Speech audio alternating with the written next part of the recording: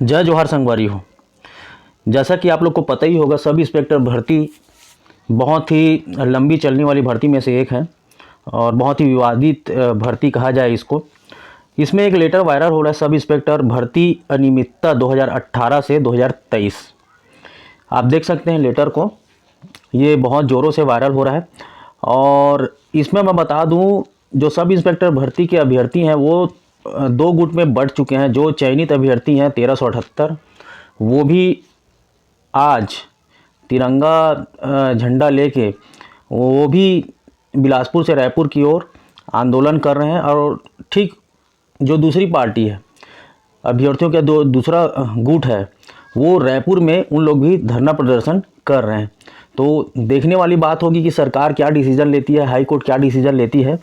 फ़िलहाल अभी जो भर्ती प्रक्रिया चल रही है, उसमें आज का जो मुख्य जो कहा जाए सब इंस्पेक्टर भर्ती की जो लीक हुई है ना, जो लेटर वायरल हुआ है, उसके बारे में हम लोग चर्चा करते हैं।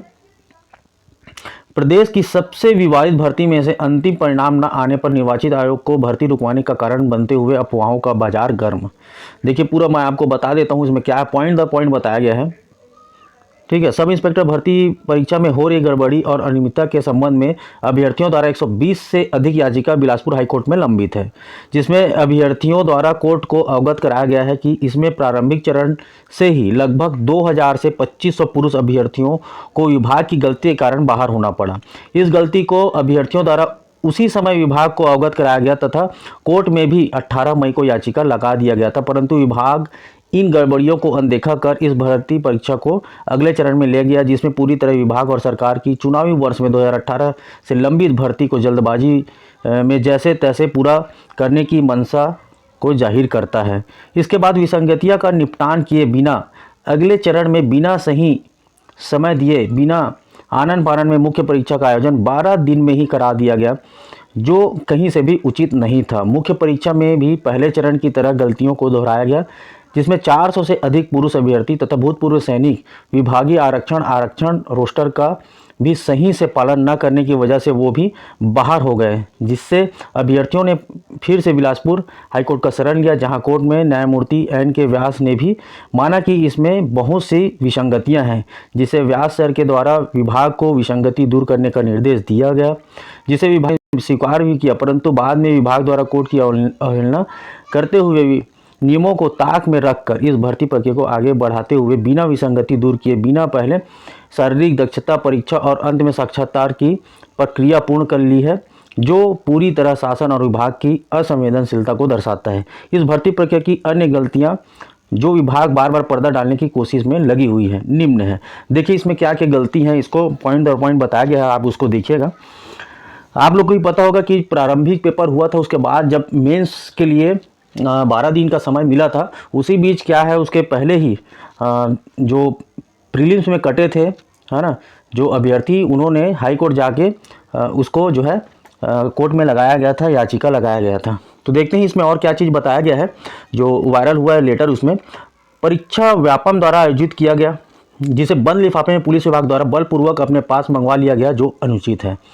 आप लोग को जितने भी ऐसा ही अभ्यर्थी हैं, आप लोग को रियल में पता ही होगा कि मुख्य पेपर जब हुआ और उसके बाद जो है उसका संशोधित मॉडल आंसर भी नहीं आया है, अभी तक इसका संशोधित मॉडल आंसर अभी तक नहीं आया है। दूसरा चीज़, जब व्यापम कोई भी एग्ज़ाम कंडक्ट होता है, आप जितना भी देखे होंगे, जब कोई भी संस्था जो है एग्ज़ाम कंडक्ट कराती है तो उसका जो है आंसर वही और लिस्ट को वही जारी करती है ना। तो इसमें बिल्कुल ऐसा नहीं हुआ था।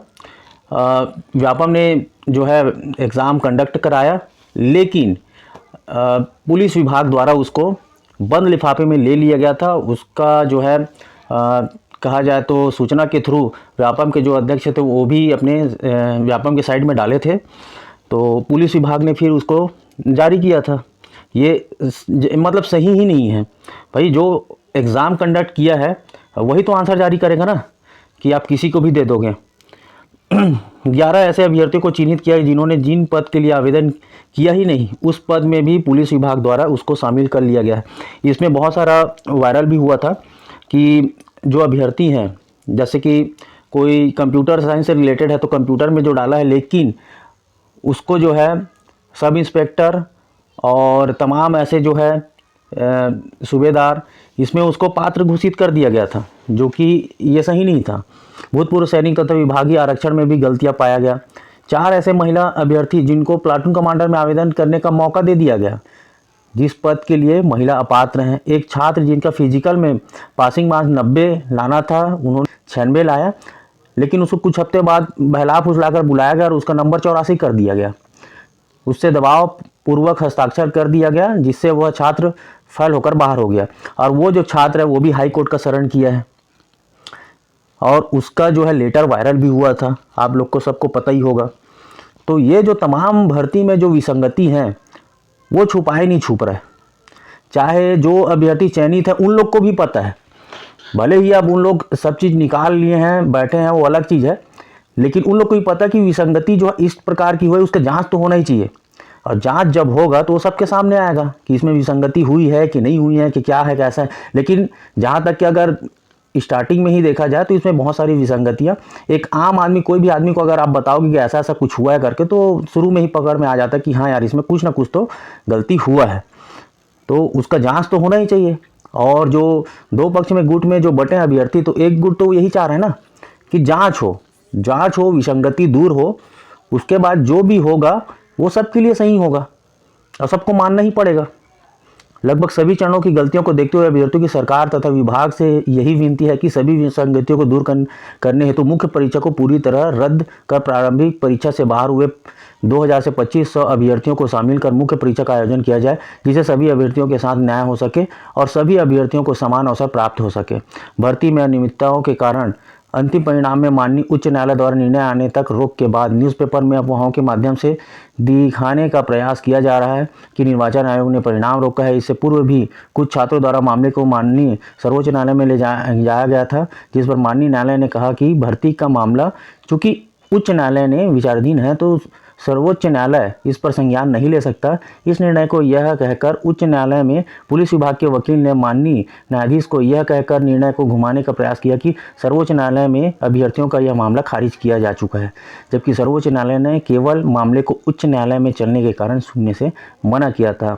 और ये भी बात सही है, क्योंकि पेपर में जो है आया था, छपा था कि जो सुप्रीम कोर्ट है वो जो अभ्यर्थी लोग लगाए थे उसमें, तो सुप्रीम कोर्ट द्वारा भी यही कहा गया था कि जब ये हाई कोर्ट में केस चल रहा है और ये प्रोसेस में है, तो इसमें जो है सुप्रीम कोर्ट जो है इसमें हस्तक्षेप नहीं कर सकता।